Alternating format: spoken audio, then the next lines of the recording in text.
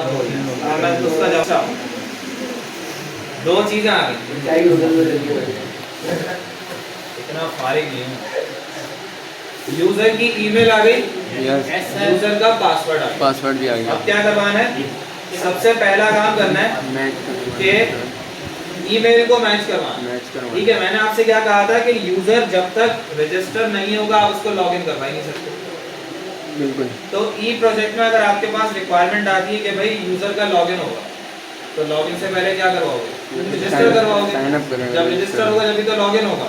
Directly login नहीं करवा सकते क्योंकि लॉगिन में इंसर्ट थोड़ी करना होता है, लॉगिन में डिटेल्स को मैच करवानी होती है और उसके बाद उसको वेबसाइट के अंदर भेजना होता है अगर वो रजिस्टर होगा। जैसे आप जब नए नए आए थे यहाँ पे तो आपकी वेरिफिकेशन हुई थी अटेंडेंस शीट से कि भाई आपका नाम यहाँ पे है, अगर नाम है तो आप अंदर आ जाओ, उसका मतलब नाम है, आपकी डिटेल्स को वेरीफाई किया उसके बाद आपको एंटर कर दिया, आप रजिस्टर्ड हो। ठीक है, रजिस्टर्ड पहले से थे आप, तो वही सारा काम आपका यहाँ पे हो रहा है वेबसाइट के अंदर। तो अब मैं यहाँ पे जाके क्या लिखूंगा, यहाँ पे जाके मैंने कहा कि वेरीफाई पासवर्ड इक्वल्स टू किया और उसके बाद मैंने डबल कोट्स के अंदर सेलेक्ट की कमांड चलाया, सेलेक्ट मैच करना है ना, ऑल फ्रॉम कहाँ से, टेबल का नाम क्या है, user data where email password equals to जो यूजर ने आपको ईमेल प्रोवाइड की है वो। समझ में आ गई बात? सही है। मैंने सेलेक्ट की क्यूरी क्यों चलाई, पैच करने के लिए मैंने भी देखा कि सिलेक्ट की क्वेरी मैंने इसलिए चलाई, इसकी वजह ये है कि भाई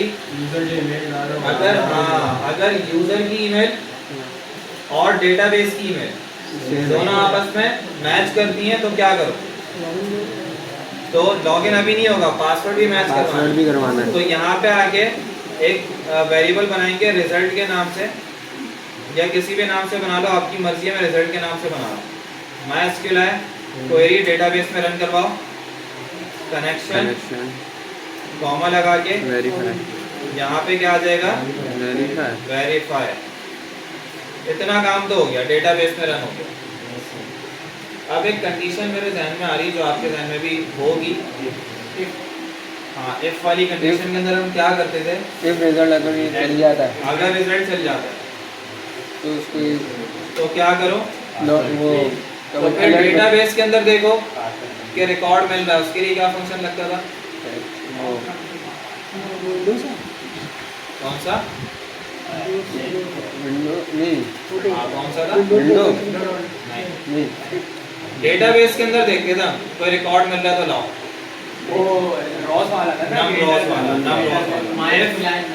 तो इफ MySQL है नेस्टेड रॉस, ठीक है, नेस्टेड इफ है, एक इफ चेक होगा रिजल्ट चल जाएगा, तो अंदर आओ दोबारा से दूसरा इफ में चेक करो जो कंडीशन लगी हुई है, तो हमने कहा MySQL है नम रॉस रिजल्ट, अगर एक भी ग्रेटर देन 0, अगर एक भी रिकॉर्ड मिल जाता है, ठीक है, नम रॉस के अंदर क्या आता है, रिकॉर्ड आएगा, अगर डेटाबेस में मौजूद होगा। अगर ईमेल मैच करेगी तो क्या होगा, नंबर ऑफ रॉस देखेंगे, ठीक है। अगर मिल जाती है डेटाबेस के अंदर, आप क्या करोगे, आप सिंपल इफ की कंडीशन ना लगाओ, पहले इसको देख लो, पहले आपको दिखा देता हूँ किस तरह होगा। तो इसको मैं यहाँ पे कमेंट कर रहा हूँ और यहीं पे ना अगर रिजल्ट चलेगा तो मैंने क्या किया, एक वेरिएबल बनाया रो के नाम से और इक्वल टू MySQL है नम रो, दिखा देता हूँ पहले किस तरह ये रिटर्न करता है मैं, और यहाँ पे मैंने रख दिया रिजल्ट और इको करवा दिया किसको, रॉ। अब देखते हैं जरा, रिफ्रेश किया, ईमेल वही डालेंगे जो डेटाबेस के अंदर डली है, कंट्रोल C करके यहाँ पे पेस्ट कर दिया और पासवर्ड क्या था, 111 नहीं 111 नहीं था, ibad@123 था। हाँ, इबाद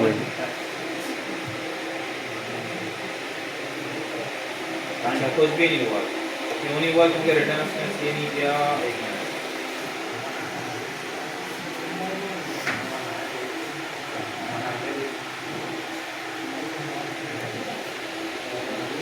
मैं रजिस्टर करवाता हूँ, हो सकता है मैं पासवर्ड एरर डालता हूँ। अरे वन कौन सा वन? आया था ना हमने लॉग किया। एक्टिव है ना? रुक जाओ देखता हूँ। ali@gmail.com और पासवर्ड 111 रख दिया मैंने, इसको copy triple register, data insert हो गया, लॉगिन पे आए, कंट्रोल V 111 कुछ भी नहीं दे फिर रहा आ गया बना, फिर बनाया कहाँ बनाया? आ रहा है पूरे में। हाँ सही है, मुझे ये नज़र नहीं आ रहा था ये कहाँ है? यहाँ पे आ रहा है। ये वन क्यों दे रहा है? ये ये आईडी नंबर क्यों? ऑफ लॉस बता रहा है कि भाई वन कुछ ना कुछ मिल रहा है उसको, ठीक है, उसको डेटा मिल रहा है। अच्छा, इसको मैं और मजीद अच्छे तरीके से प्रिंट करवाने के लिए क्या करूँगा, इसको प्रिंट आर करवा लेता हूँ। ये सही। वन क्यों आ रहा है? क्योंकि इसके अंदर ना पूरी एरे आती है। वन इसलिए आ रहा है क्योंकि उसको रिकॉर्ड मिल रहा है, क्योंकि ईमेल मैच कर गई ना मेरी। वन वैसी है। क्या हो गया, प्रिंट आर करके क्यों नहीं दे रहा है? सर आपको वापस चलना पड़ेगा। रुक जाओ,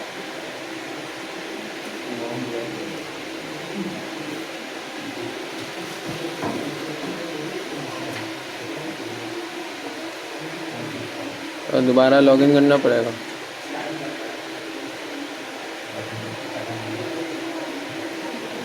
ट्रिपल वन नहीं हो रहा। वन ही दे रहा है। चलो खैर, इसको मैं देखता हूँ। अभी हमें इतनी कंफर्मेशन हो गई कि भाई अगर ईमेल मैच करेगी तो यहाँ पे कुछ ना कुछ बता रहा है कि हाँ डेटा आपका मौजूद है उस टाइम पे। यस ठीक है, और अगर अच्छा सही तो है, मैं खुद गलत कर रहा हूँ ना, मेरी गलती है यहाँ पे। वो क्या गलती है मैं भी बता रहा हूँ। मैंने गलती क्या की, मेरे पास रिटर्न बिल्कुल सही आ रहा है, वन ही आएगा। पता है क्यों आएगा? क्योंकि नंबर ऑफ लॉस दिखा रहा है कि वन मौजूद है। ठीक है, पहले में लेकिन अगर मुझे पूरी एरे चाहिए ना, तो एरे को प्रिंट करने के लिए मैं क्या करूँगा, यहाँ पे आके इस पे प्रिंट करूँगा रिजल्ट डायरेक्ट। अच्छा मैं आपको ये दिखाना चाह रहा था कि नंबर ऑफ लॉस हम किस तरीके से पिक करते हैं। ठीक है, सही तो है। उसको भी मैं हटा देता हूँ और प्रिंट आर करके रिजल्ट करता हूँ। तो रिफ्रेश किया तो ये देखो एरे आ गई पूरी। अब इस एरे के अंदर आपको यहाँ पे गौर करो क्या आ रहा है, नंबर ऑफ ठीक है, और क्या आ रहा है इसके आगे? जीरो। और यही हमें मिल रहा है। अगर मैं यहाँ पे गलत ईमेल डालता हूँ, ये डाल दिया पासवर्ड मैंने 111 ऐसे ही डाल दिया, क्या हो गया ये? जीरो हो गई। मतलब कि ये वाली ईमेल एग्जिस्ट नहीं करती यहाँ पे, तो आपको रिकॉर्ड भी नहीं मिलेगा। अब सही बात है। समझ में आ गई कि हम नम रॉस को क्यों किस तरह पिक करते हैं। माय एसक्यूएल है नम रॉस, मतलब एसक्यूएल के अंदर जो एसक्यूएल की क्वेरी है आपकी, जो डेटाबेस है उसके अंदर अगर एक भी नंबर ऑफ रॉस मिलती है, जब हम ये कंडीशन लगाते हैं कि ग्रेटर देन 0, मतलब कि ये क्या रिटर्न कर रहा है हमें 1, और 1 क्या है 0 से ज्यादा है। या फिर हम ये भी कंडीशन लगा सकते हैं डबल इक्वल्स टू 1, कि अगर नंबर ऑफ रॉस जो है अगर 1 को रिटर्न करो तो 1 इक्वल्स टू 1 हो जाएगा, तो बाकी नीचे की क्वेरी चला दो। समझ में आ गई बात? तो इस वजह से हम क्या कर रहे हैं कि रिजल्ट के अंदर जो नंबर ऑफ रॉस दे रहा है, इसका हम यहाँ पे डायरेक्ट फंक्शन कॉल कर लेते हैं। इतनी बात समझ में आ गई? सही है। तो हमने यहाँ पे इसलिए ये लिखा है MySQL नंबर ऑफ। तो हमने क्या किया, हमने कहा कि भाई अगर रिजल्ट चल जाता है तो आप क्या करो, MySQL नंबर ऑफ को चेक करो। अगर एक ही कोई आपको डेटा मिल जाता है तो अंदर आके यहाँ पे एक वेरिएबल बनाओ रो के नाम से, और उसके अंदर MySQL एसोसिएटिव एरे को फैच करने के लिए कौन सा फंक्शन यूज होता है? Asus Asus MySQL query Asus नहीं क्या था? ये ना एसोसिएटिव एरे को फैच करने के लिए कौन सा? MySQL fetch MySQL fetch Asus MySQL fetch Asus. ठीक है, और इसके अंदर क्या रख देंगे? रिजल्ट। ठीक है, अच्छा अब मुझे क्या क्या मिल जाएगा इसके थ्रू? पूरी डिटेल मिल जाएगी। रो को प्रिंट आर कर लूँ? हाँ जी, ये कर लेंगे। देखो प्रिंट आर इसलिए कर करके दिखा रहा हूँ आपको, प्रिंट आर का फायदा कितना होगा ये देखो। इसे समझ में आ रहा है। इससे आपको पूरा का पूरा डेटा डिस्प्ले होके मिल जाएगा। अली वाला करेंगे सर। अली 111 111 ये देखो डेटा मिला, आईडी आ रही है 9, फर्स्ट नेम आ रहा है अली, लास्ट नेम आ रहा है अहमद, और ईमेल आ पासवर्ड रही है ये वाली, पासवर्ड ये आ रहा है और स्टेटस भी आ रहा है।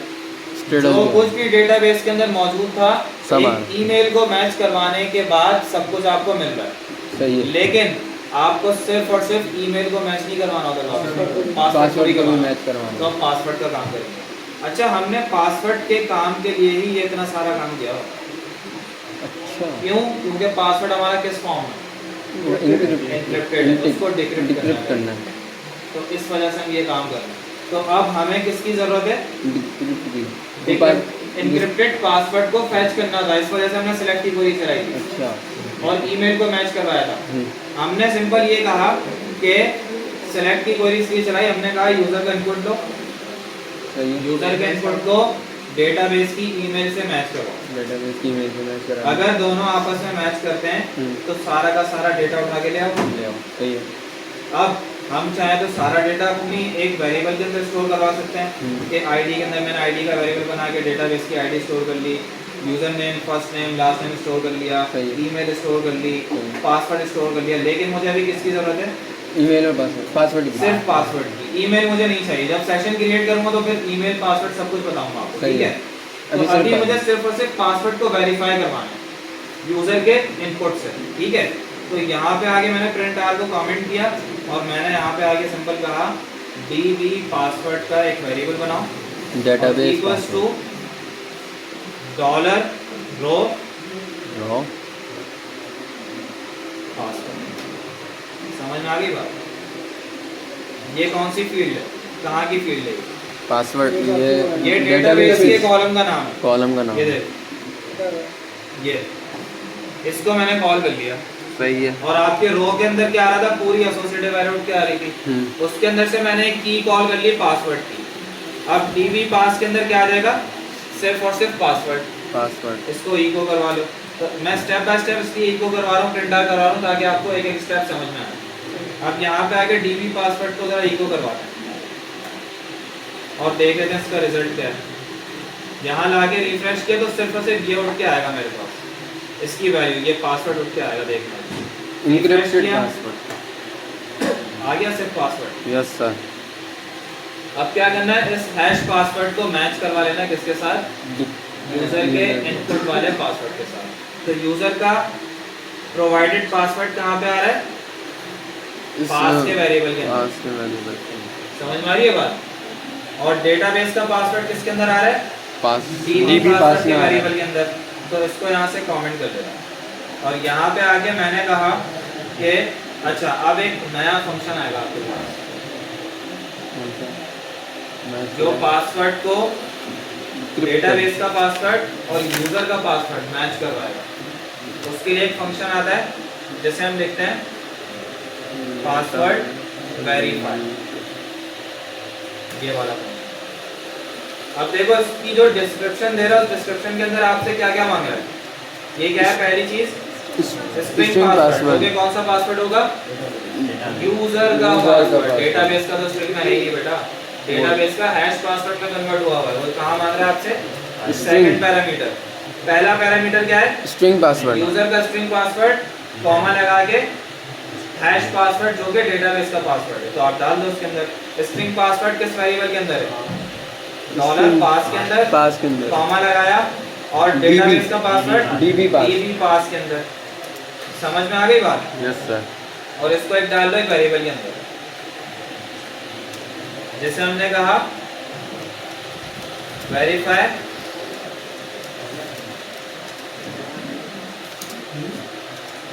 पास equals to this. Password verify होगा, वेरिएबल के अंदर आ जाएगा। अब मैंने यहाँ पे एक कंडीशन लगाई इफ वाली, इफ डॉलर वेरीफाई पास। अगर ये वेरीफाई पासवर्ड का जो वेरिएबल है ये ट्रू हो जाता है, चल जाता है, तो क्या करो? यहाँ पे अलर्ट चला, इको स्क्रिप्ट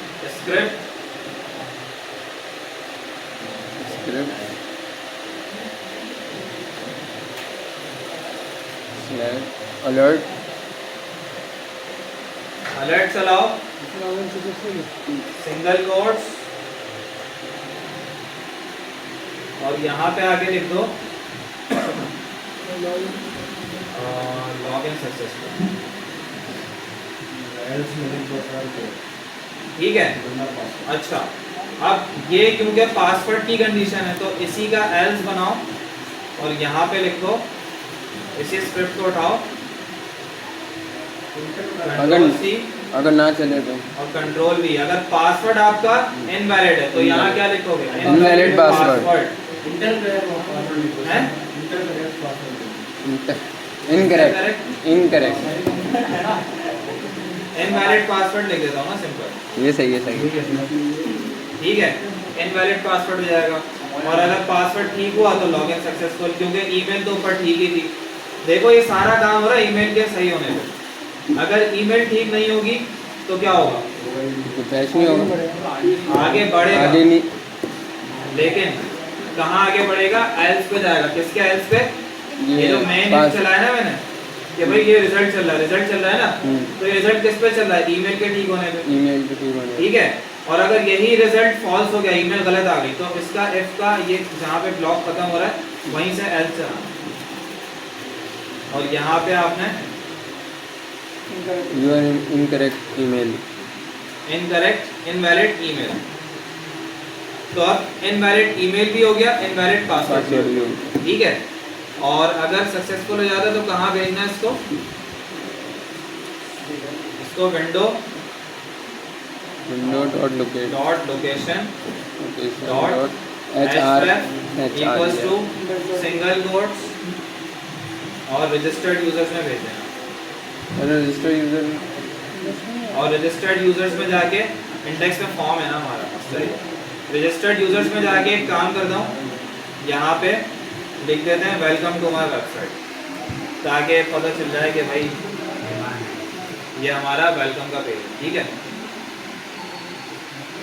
हम जब ई प्रोजेक्ट बनाएंगे तो हमें वहाँ पर भेजना पड़ेगा, वहाँ पर भेजेंगे ना, इंडेक्स में भेजोगे ना आपको यार, होम पे भेजोगे ना। मैंने होम इसको बना दिया अभी। चलो सही। अब रिफ्रेश करते हैं और कंटिन्यू करते हैं। अच्छा, कंटिन्यू करूँगा तो डायरेक्ट चला जाएगा रजिस्टर्ड यूजर। लॉगिन तो है, लॉगिन सक्सेसफुल हुआ, सही है, आ गया।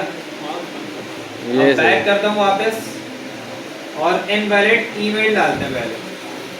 LE123 ABC ये डाल दी मैंने, और पासवर्ड मैंने सही डाल दिया 111। लॉगिन। अच्छा एक मिनट, ईमेल मेरी यही थी ना, सही है। रिफ्रेश करता हूँ दोबारा, कुछ भी नहीं चल रहा, इसका मतलब है कुछ मसला है।